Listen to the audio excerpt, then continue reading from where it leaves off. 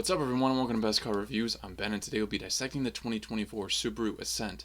Here at Best Car Reviews, I try to be the most accurate and relevant information under 10 minutes. There's no misleading and no wasted time. If that's something that's intriguing to you and you like the content as you watch, please like and subscribe so I can continue to grow the channel. Let's get started.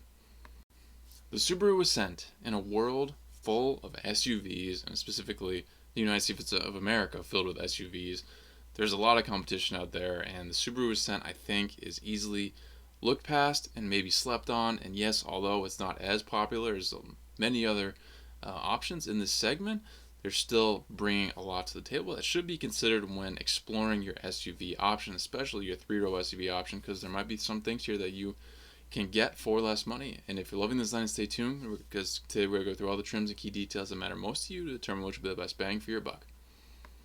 All photos and information in today's video come direct from Subaru. Let's dive in. Several different trim options for you on this 2024 Ascent.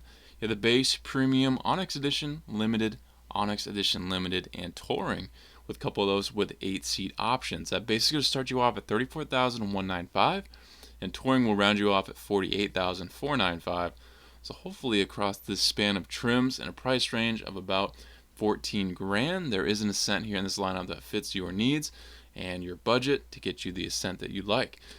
Making a decision maybe a little bit easier for you will be engine options, because there's only one 2.4 liter turbocharged 4-cylinder boxer engine from Subaru, 260 horsepower, 277 pound-feet of torque. Certainly not the quickest SUV in the world, but just fine to get you from point A to point B. This pairs with a CVT, and all trims get you that very tried and true symmetrical all-wheel drive system from Subaru with X mode as well. MPGs, those first three trims get you 20 city, 26 highway, and you do lose a little going to the top trims, but not much at all, just 19 city, 25 on the highway. Alright, let's go through the pictures of this Ascent released by Subaru while we go through the main features. The Ascent isn't ranked too high on best SUVs to buy lists really anywhere, and I think it's kind of clear why. Compared to others in the class, like I mentioned, its design and the performance falls into the shadows. I think this Ascent is largely overlooked to begin with, which doesn't help, but doesn't do itself many favors to help it compete. The base trim gets you not half bad looks for a bottom trim. However, you'll get 18-inch wheels with a design that doesn't really lack much from the top trim designs. It also gets you roof rails, which is also a big plus for a base trim, in my opinion. And then for jumping a few grand ahead of that, the premium really is not getting you a lot better looking of an Ascent. You do tack on standard interior features, but other than that, you're looking at the nearly identical Ascent, which is kind of disappointing. Wheel design is slightly different, but really not any more attractive than that base setup. The Onyx picks up style on the exterior by bringing you 20-inch black alloy finish wheels, a black grille, black exterior trim, and a power rear liftgate. The Limited trim also brings you 20-inch wheels and alloy and a pretty sharp design as well. The Onyx Edition Limited keeps the styling cues from the Onyx Edition, but adds desirable interior standard features, which we'll get into later. The Touring goes back to giving you some chrome features and highlights, and I think overall looks the best, which is good considering it's the highest priced. You get some silver vents on the bottom of the front fascia, which I do think look sharp and also kind of resemble the CR-V. A couple of styling cues from that.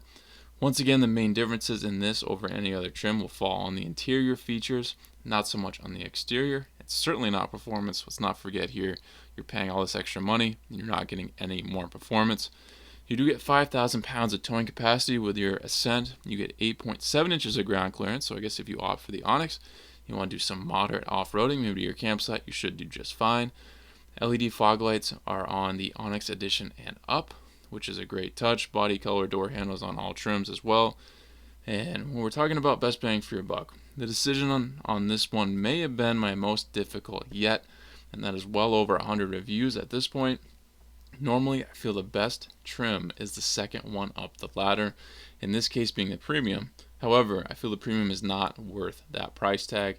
Next option would be the Onyx Edition, but with that price nearly being the limited price, I would opt for going all in and getting the Limited. Yes, nearly $42,000 is a lot of money for this vehicle, and probably contributes to why most people go with competitors, because they want better for that money. If you want a basic SUV, then the lower trims will accomplish that, but if you want your money's worth, I would go with the Limited. Interior shots now, let's go through those main features. Where the Ascent lacks, in my opinion, on exterior appeal, the interior kicks it up a notch. Overall, a well-done design from the dash to the seats. I'm impressed with what they've done. All Subarus for 2024 largely have very nice interiors. The 8-seat Ascents have second-row bench seating, while the 7-seaters have second-row captain's chairs. There's a standard 11.6-inch vertically oriented infotainment touchscreen standard on all trims. Thank you, Subaru, for that. The base trim does not have a tiny screen. They all have the 11.6-inch. Starlink multimedia software with Apple CarPlay and Android Auto. Driver's information cluster area is basic but clear and easy to read. The base gets you the minimum of an interior and nothing more. Don't expect much if you're going with the base. The all-weather package includes heated front seats, heated exterior mirrors, and a windshield wiper de-icer, and is standard starting on the premium. Onyx Edition ramps things up, getting you Star Tex upholstery. Limited jumps you up to leather and also adds heated second-row seats. The Onyx Edition Limited tacks on some great standard features with the addition of a 54-inch panoramic power moonroof, 360-degree surround view monitor, and the 14-speaker Harman Kardon premium audio system. Touring brings you all the previous standard features listed and adds on Napa leather upholstery for the most comfortable Ascent ride you can obtain. And all trims come with 19 cup holders. Definitely need to make note of that in case you and your whole clan frequent Starbucks and you need to utilize a lot of drink cup holders. Subaru EyeSight Driver's Assist technology standard on all trims, which includes a host of features. Even the base trim will land you this, so at least you'll have that to look forward to. Overall, I'm happy with the interior, and I do think it's a good surprise to open your door and see this design after seeing the outside. Interview guys, if you're in the market for a 3-row SUV, seating capacity up to 8, or maybe you're just looking for one up to 7, there's endless competition in this segment. I mean, endless. America runs on SUVs. That is absolutely the case, and there's going to be a lot for you to look through when determining which is going to be the best for you. I always say it's going to come down to most likely whichever design you like the most, because a lot of these are pretty well comparable across each other as well as price points. But if you're looking at the big competitors, I'd say the top 2 that come to mind right away are going to be the Kia Telluride and the Hyundai Palisade. They're selling like crazy. They offer you a lot. They have great style, and their prices are very comparable to this.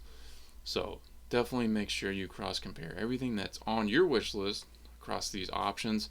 Make sure you get the best one for you, because there is a lot. This one, as I mentioned, is not ranked super high, but maybe it's the perfect fit for you. Not that it's a worse car than the others necessarily, but maybe the others offer more for your money and, overall have a more appealing design to most people. But to each its own. Compare and see what you like the most. Hopefully this video will lay things out in a clear way for you guys. Thanks for watching this best car review. Please subscribe if not already. If you have an idea for a future review, drop in the comments and I'll see what I can do. If you'd like to become a member of the channel, I have that option now. Check that out and join if you'd like. I'll catch you on the next Best Car Review.